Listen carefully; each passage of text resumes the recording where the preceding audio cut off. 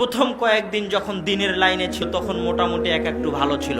আমি কিন্তু সব দিনের লাইনে আসা ভাইদেরকে বলছি, প্রথম যখন দিনের লাইনে এসেছে তখন একটু ভালো ছিল। 10 দিন, 15 দিন, 20 দিন যখন সব শাইখের বক্তব্য শোনা হয়ে গেছে, কিছু দিনী ভাইদের সাথে উঠা বসা হয়ে গেছে, এখন গল্প মানেই গীবত, গল্প মানেই গীবত, গল্প মানেই গীবত, গল্প মানেই গীবত। ওই দিনী ভাইয়ের কোনো কাজই নাই।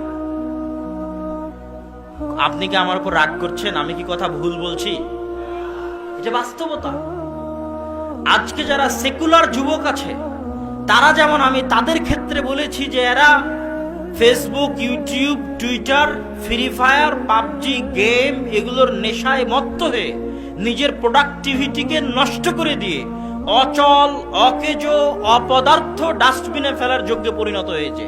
এটা যেমন আমি সেকুলার লেভেলের যুবকদের ক্ষেত্রে বলেছি, দিনের যুবকদের ক্ষেত্রে আজকে বলে যাচ্ছে যে আমাদের একদল দিনের যুবক এরা এক জায়গায় একত্রিত হলেই কোন শাইখ কি করলো, ফেসবুকে কে কার বিরুদ্ধে কমেন্ট করবে, কে কার কমেন্টে লাইক দিবে, কে কার বিরুদ্ধে পোস্ট করবে, কে কার পিছনে লেগে থাকবে, আর কে কার বিরুদ্ধে কাদা ছড়াছড়ি করবে, এইরকম প্রোডাক্টিভিটি বিহীন, যার কোনো রেজাল্ট নেই, কোনো ভালো রেজাল্ট নেই, শুধু সময় নষ্ট, এরকম প্রোডাক্টিভিটি বিহীন কাজে ব্যস্ত রেখে নিজের মেধা, নিজের শরীর, নিজের সময় দিনের নামে অকেজো, অচল, অথর্ব হয়ে পড়ে আছে, কোনো কাজ নেই,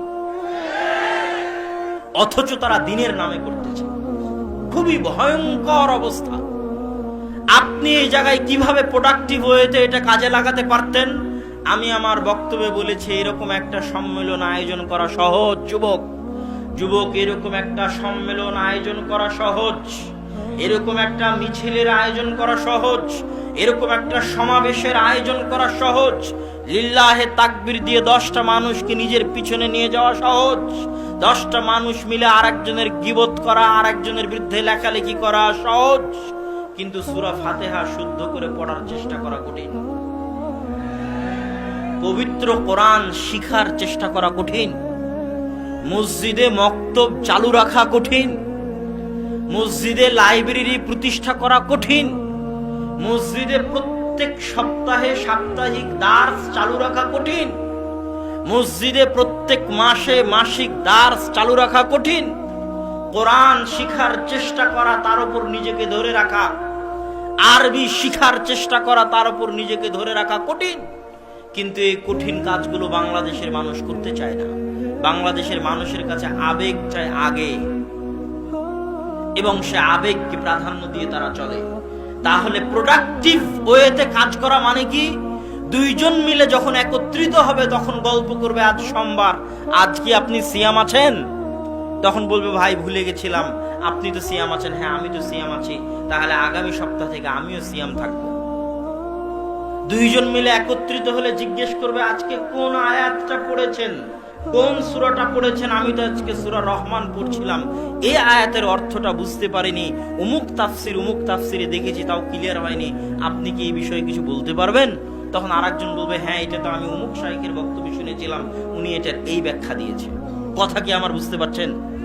এটা হচ্ছে প্রোডাক্টিভ, কিছু আলটিমেটলি কিছু গুড রেজাল্ট, ভালো ফল, দিন শেষে কিছু ভালো ফল আপনি নিজের জন্য, নিজের জাতির জন্য, নিজের কওমের জন্য রেখে যাওয়ার চেষ্টা করছেন।